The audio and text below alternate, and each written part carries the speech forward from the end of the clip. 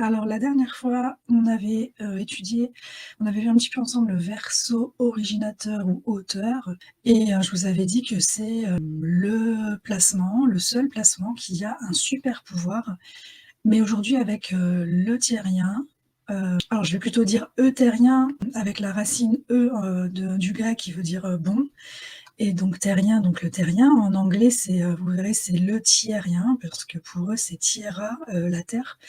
Donc avec ce bon terrien-là, on va voir qu'on a aussi une sorte de pouvoir, c'est plutôt, de l'ordre de la sensibilité et qui va conférer donc au porteur de cette clé, une si grande sensibilité que parfois ça va pouvoir être, amalgamé avec un pouvoir également. Donc finalement ces Verseaux sont vraiment pleins de, potentiel. Alors avec le terrien, on va parler de synesthésie, d'interdépendance et des besoins donc et notamment des besoins de la tribu. Puisque vous verrez que cet archétype est souvent rapproché à celui du chaman, donc qui a, comme motivation en fait de ressentir une pression. Sa motivation interne, en fait, c'est la pression qu'il ressent, la pression de répondre aux besoins fondamentaux de la tribu, plutôt spirituelle. Donc, qui est cet archétype? Donc les arbres, la terre, les plantes, la tribu. Le terrien a un lien profond avec la nature et tous les êtres vivants. D'ailleurs, en physiologie, c'est relié aux poils du corps, donc puisque nos poils sont aussi eux qui nous donnent des informations sur l'extérieur, la pression, la température, l'humidité, en fait tout capte les ondes finalement. C'est un peu cette antenne, dressée en permanence. Donc elle aime, le toucher, la nourriture et est sensible à l'environnement et aux besoins des gens comme on a vu et c'est aussi pourquoi elle est une grande guérisseuse et chamane. En fait, cette partie guérisseuse et chamane, c'est parce qu'elles sont tellement sensibles qu'ils peuvent voir des choses que d'autres ne voient pas. Ils ont en fait accès au royaume dévique, dans la nature. Ils ont vraiment accès, à un monde auquel tout le monde n'a pas accès, naturellement, dans leur, génétique, du coup. Le don de l'Eutérien montre aux autres le chemin pour trouver un plus grand alignement dans leur vie mondaine et spirituelle. Il a le génie de savoir ce qui est nécessaire à la survie et à sa survie en termes de nourriture, d'abri et aussi de sexe. Elle peut voir et comprendre l'ensemble de l'écosystème naturel et transmet cette prise de conscience aux autres afin qu'elles puissent négocier ce qui est nécessaire. Au niveau de son énergie donc, elle va avoir une sensibilité très forte aux champs et aux modèles d'énergie les plus élevés. Moi, je sais que je connais quelqu'un qui a son soleil, dans ces degrés-là, donc c'est entre 7°37 et 13°15 en Verseau.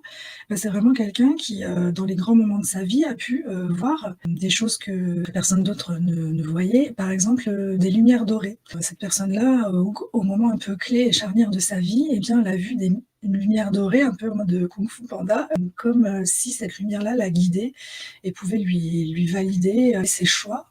Je pense que ça représente bien, ouais, cette, sensibilité au modèle d'énergie plus élevé. Il est programmé pour être un baromètre environnemental. Il peut capter les changements d'énergie les plus subtils dans une pièce.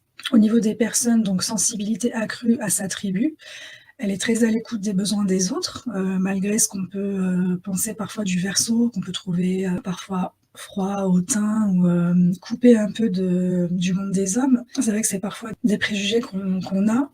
D'ailleurs, les 3 signes d'hiver souvent sont perçus comme étant froids, mais malgré tout, en creusant un petit peu, oui, c'est des personnes très à l'écoute des besoins des autres. Sa propre indépendance est ce qui donne à l'Eutérienne la capacité de puiser dans les besoins émotionnels, mentaux et physiques des autres, car elle n'a besoin de rien, de personne, mais sert plutôt à partir d'un lieu de plénitude. Donc effectivement, ouais, c'est des personnes qui vont avoir besoin beaucoup de se ressourcer, parfois de s'isoler, de méditer, mais en fin de compte, tout ce travail-là, il est toujours pensé, pour le bien de sa tribu finalement. Au niveau synesthésie, donc sensibilité accrue à votre environnement sensoriel. La synesthésie, c'est, l'amalgame de plusieurs, sens, donc la capacité de fusionner ou de joindre des sens qui ne sont habituellement pas connectés, comme sentir avec les yeux, voir les couleurs avec les mains ou voir les sons, ou entendre une couleur, toucher une odeur. Donc, c'est généralement apparemment ce qui se passe quand on prend des produits hallucinogènes.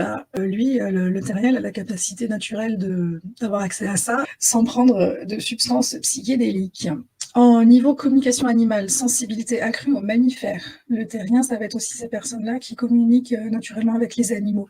C'est sa magie, c'est son génie, c'est ce qui le rend parfois victime d'hypersensibilité. Leur conscience accrue des voies et portails énergétiques entre tous les royaumes, donc matériels, donc physiques, émotionnels, mentaux et divins, en fait des pionniers et des initiateurs dans ces royaumes magiques. Une citation de Richard Rude. Quand vous allez au cinéma voir un film, bien sûr, vous êtes pris dans l'histoire, ça va vous déclencher beaucoup d'émotions, vous allez peut-être pleurer, pour des histoires de gens, en fait, qui n'existent pas, où vous voyez juste des représentations. Donc imaginez-vous à quel point le script a bien été ficelé, combien de temps les acteurs ont dû répéter pour tenir, cette magie de vous faire justement ressentir des émotions aussi intenses, aussi profondes. Si vous prenez un peu de recul, bah, vous allez commencer à voir, les perches, les micros, les caméras. Vous allez commencer à réaliser, que tout ça était, justement bien ficelé. Donc vous prenez conscience des forces qui sont en jeu. Vous pouvez avoir, plus conscience que le protagoniste de toutes les forces qui sont en jeu. Vous avez aussi conscience de toute la logistique qui est mise, derrière, tout ce qui a été, toute l'énergie qui a pu être déployée, à quel point ça a été pensé à l'avance, et cetera. Et là, vous voyez, du coup, ce héros de la pièce un petit peu se débattre au milieu de son histoire, sachant très bien, vous ayant très bien conscience que tout ça a été, monté de toutes pièces. Eh bien, c'est cette image qui est donnée pour expliquer l'archétype de l'Eutérien, puisque l'ombre de l'Eutérien, de la codépendance, de là, il va chercher à aller vers une indépendance et au niveau siddhique, quand il aura expérimenté ces 2 forces-là, eh bien, va se rendre compte de l'interdépendance de toute chose, comme quoi tout est lié. Et en fait, il disait, c'est comme des poupées russes où à chaque fois que vous découvrez un lien de cause à effet, ben, vous vous rendez compte que tout fait encore partie de quelque chose de plus grand. Le dilemme de cet archétype-là, ça va être l'hérésie parce qu'il va se sentir peut-être coincé, il va se sentir peut-être justement l'objet de forces qui le dépassent. Soit il va réprimer cette codépendance et ça va le rendre nécessiteux. Par exemple, les enfants qui vont pas lâcher leur doudou parce qu'ils vont vraiment avoir cette croyance que leur doudou, c'est un élément vital. Ils ne peuvent pas vivre vraiment ils sentent qu'ils ne peuvent pas vivre sans ça, qu'ils n'y arriveront pas. Je n'ai pas le courage de tenir le coup seul, au moins, j'ai besoin de quelqu'un et si j'arrive pas à avoir quelqu'un, je vais avoir besoin de quelque chose. S'ils sont en réaction, à l'encontre de cette codépendance, à l'inverse de devenir nécessiteux, ils vont s'isoler. Le cadeau donc que donne ce placement, bah, c'est comme on l'a vu, la sensibilité. Grâce à cette sensibilité, voilà, cet archétype va vraiment sentir les schémas émotionnels des autres et c'est aussi en ça que ça va être des guérisseurs. Parce qu'ils vont avoir accès, avec leurs sensations, au schéma émotionnel. Ah, bah, justement, il y a toutes les interdépendances qui se jouent dans l'émotionnel de l'autre et à ce moment-là, il va pouvoir le guider et c'est en ça que c'est un guérisseur.